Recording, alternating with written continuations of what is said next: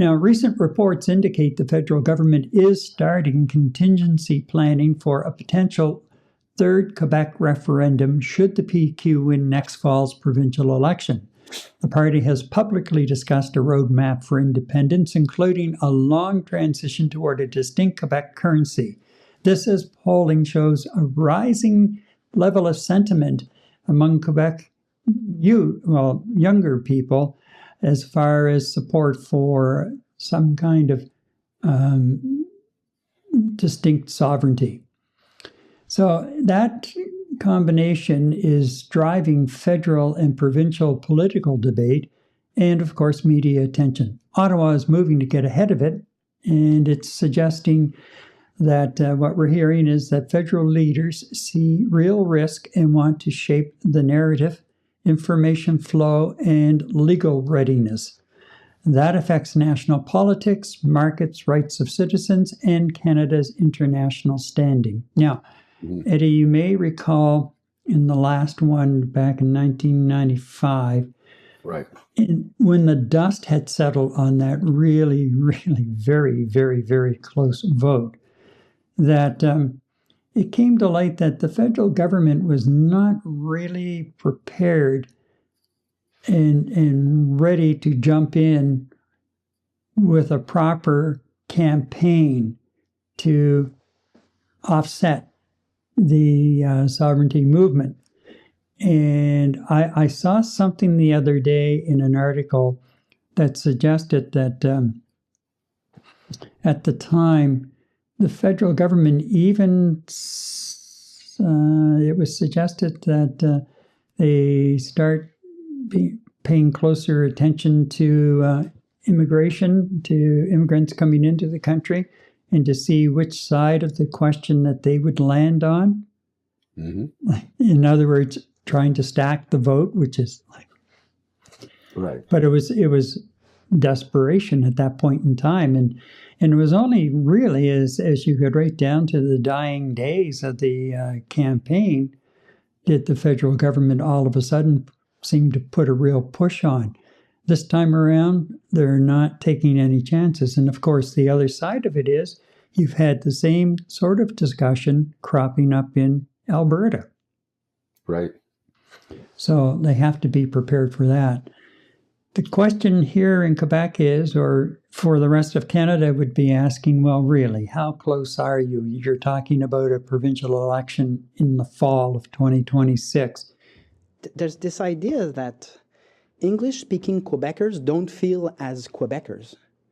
Not only they're Quebecers, but they feel on many, many topics. They see the reality in the same way as Quebecers. They are fully Quebecers, and the topic of that ad is very important.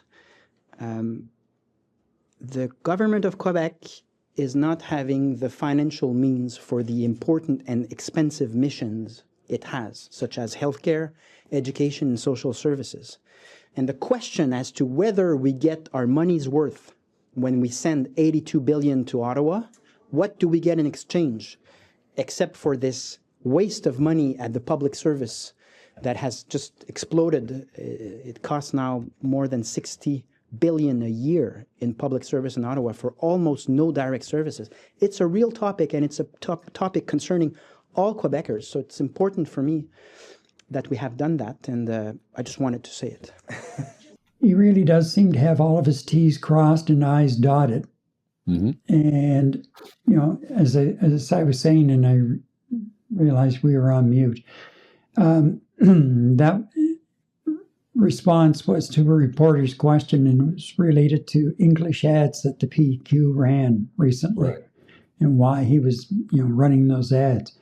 He made a good point, right out of the gate, in the fact that we have as much vested interest in this as anyone else in Quebec. Yeah. You're right. When I watched a few minutes. I didn't get a chance to watch the whole thing, but that corner booth that the reporters from the Montreal Gazette do on a podcast on a weekly basis, they had him on. And I was sitting there and I'm thinking, like, man, oh man, he's saying all of the right things, to everyone. He's got a very broad appeal. It doesn't seem like, any of his statements that I've listened to, it doesn't seem like he's isolating any group in the province. He's speaking to everyone. And that's what I meant, Gary. He's very articulate, a solid communicator. And, quite honestly, being an Anglophone here in Quebec and born in Quebec, born in Montreal, speak both English and French. I'm Anglo I'm Slovenian first by mother tongue, and then I went to English school and picked up my French along the way. He does speak to me. It's not a question of hating to admit it.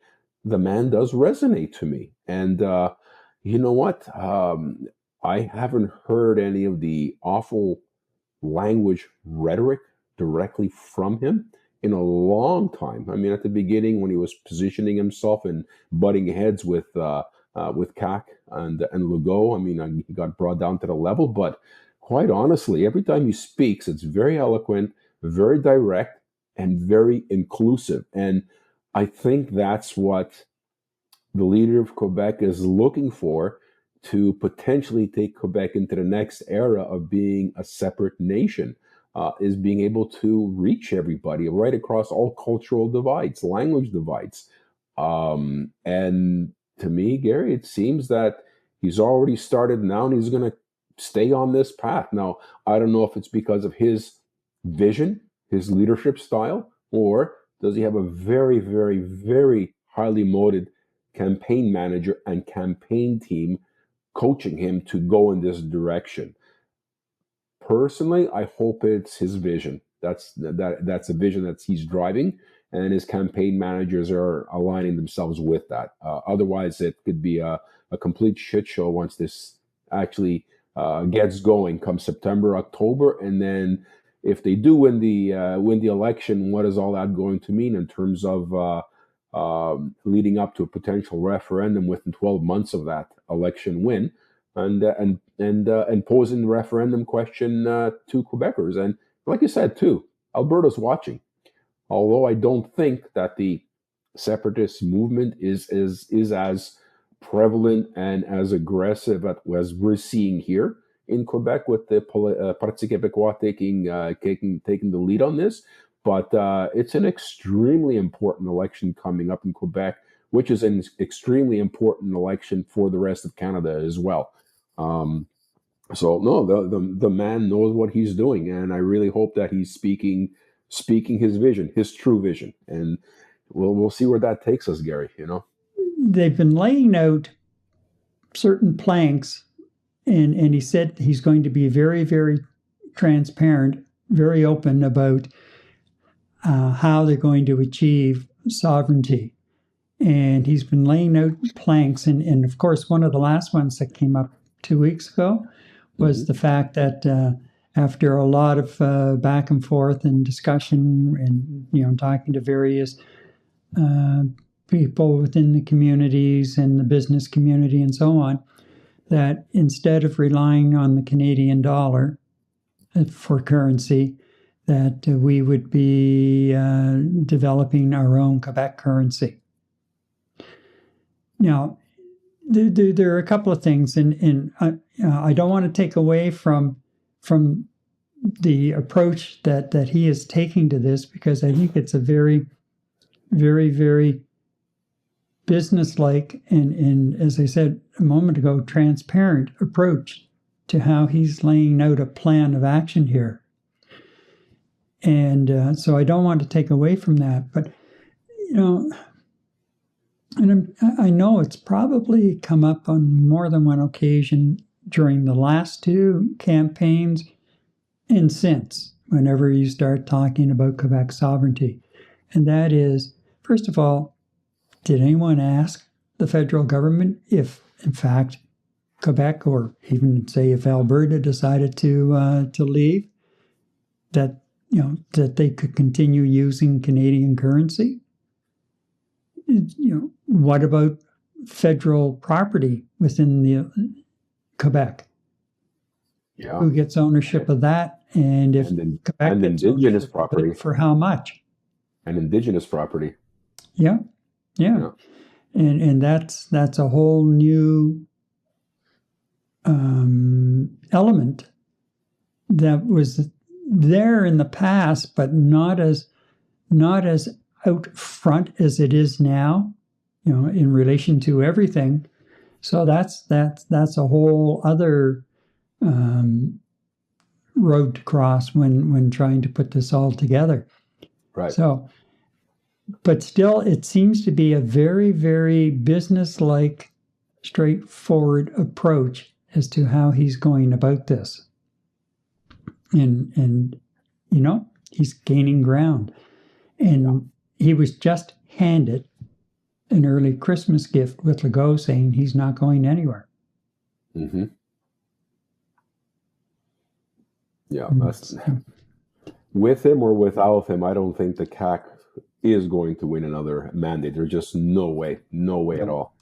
No. So I guess he's going to go down with his burning ship, right?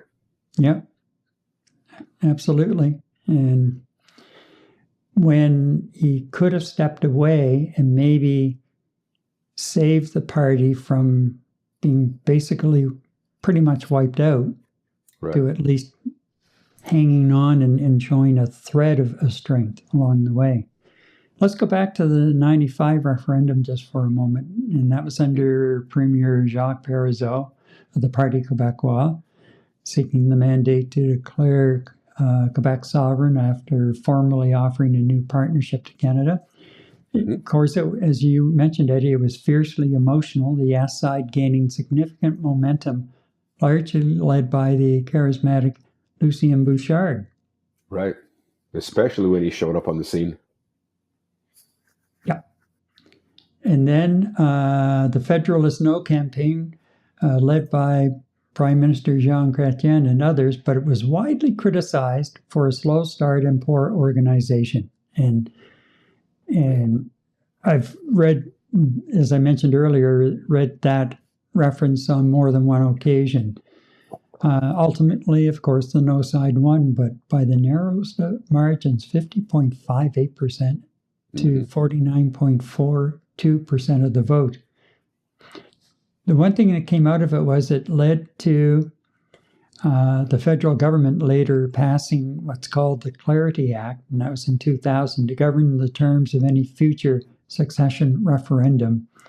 And it would center around the question, the wording of the question. So the wording of the question, which is very diluted. Yeah, exactly.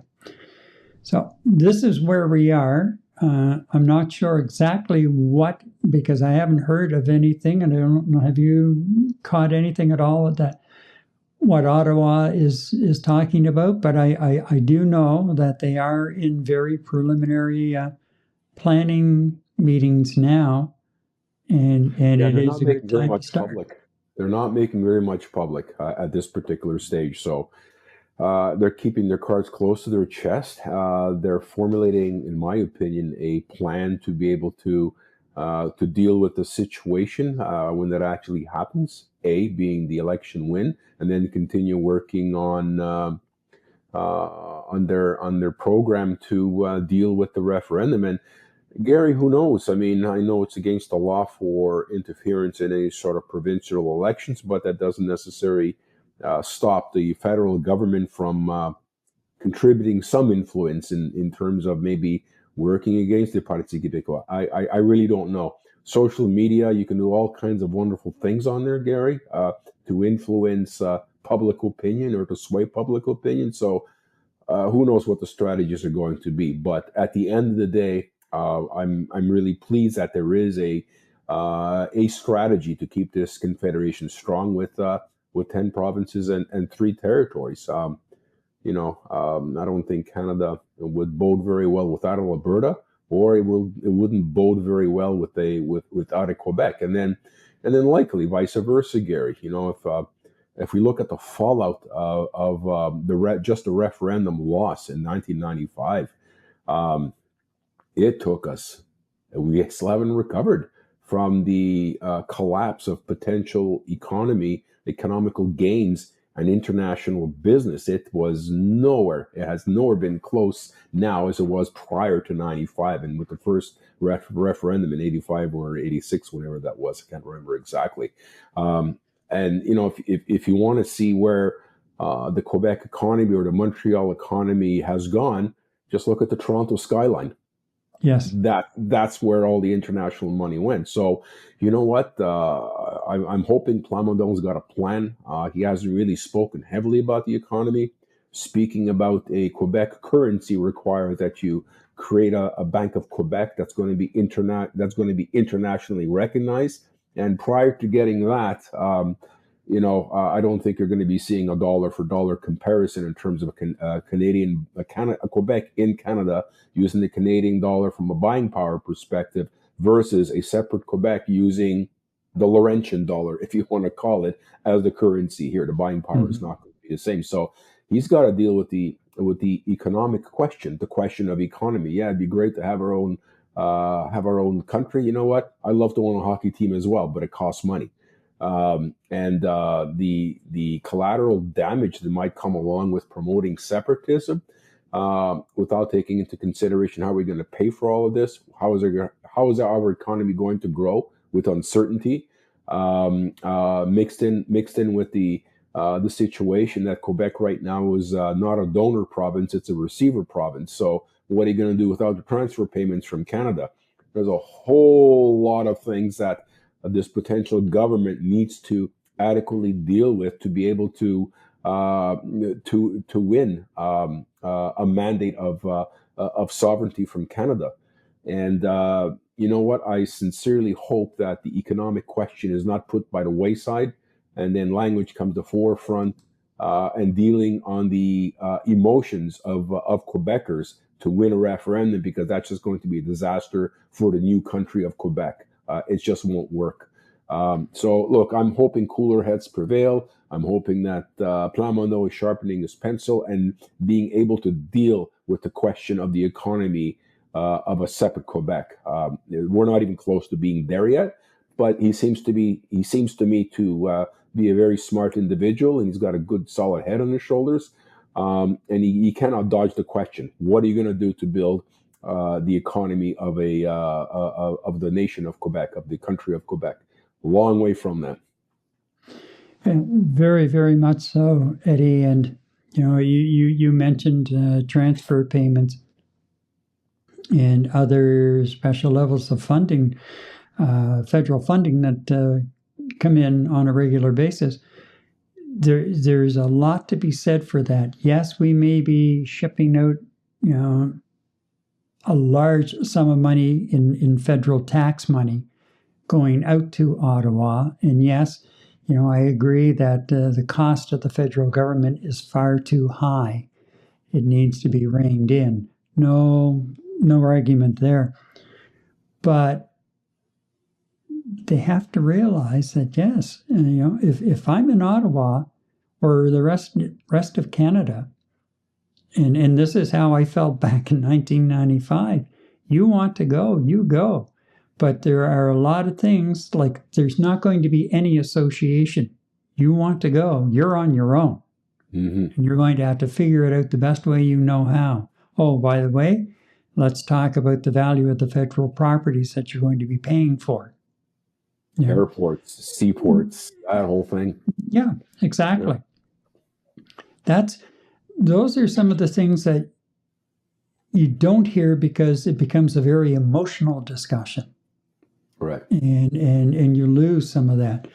But to me, you know, and now, you know, here I am, a resident of Quebec, and I understand where the sentiment is coming from to a large degree, and the approach that's being taken now is very, very, I think, straightforward and easy to understand for everybody. So I get, you know, the PQ and PSPP, as he's known, full marks for that. And that's a very positive way to mount your campaign. But the fact is, that it almost sounds to me like, yeah, Ottawa's going to put together a plan, and that plan, I think, is going to go just beyond trying to influence the vote in favor of staying in Canada, and looking at, okay, if it comes out the other way, breaking those ties. And the other one thing that's going to be even more, I think, focused, or we should be focused on in this campaign, if and when it comes, and it's looking very likely it will, is that foreign interference. Mm-hmm. It's going to be, you mentioned ads on social media. It's going to be far easier for outside forces to influence this campaign this time around. Like they should not be mentioned on the show. It's just one of those things, especially when you have, younger Quebecers, a growing majority of younger Quebecers very, very seriously involved in supporting, natural Quebec sovereignty. So there are all sorts of new twists that were there in the past, but not as front in your face as what they are now, thanks to the internet and social media and everything like that, and the bad actors and the access that they have to pretty much everything now. So that's the other side of it that I'm sure we'll be discussing on more than one occasion next year. Right. Going into it. So. Well, look, myself, I mean, he did resonate with me, just in closing from my side, Gary. He did resonate with me. He definitely is speaking inclusivity. And look, yes. I'm not a French Quebecer, but I am a Quebecer, and I am a proud Quebecer. Yes, we have a whole slew of issues here. Our healthcare, highest taxes, highest tax state in all the Americas. I get all that, but I still remain a proud Quebecer. I'm an Anglo-Quebecer, and I will remain proud. And I'm a proud Anglo-Quebecer within the Canadian Federation. I'll leave it there. And I'll continue being a proud Quebecer until I'm no longer proud of this province. And, we'll move on from there. Right. And you know what? I echo that. And I'm a recent, comer to the province. And it'll be 5 years in May, but it's still just really now getting my feet planted on the ground, so to speak. But I love the province, and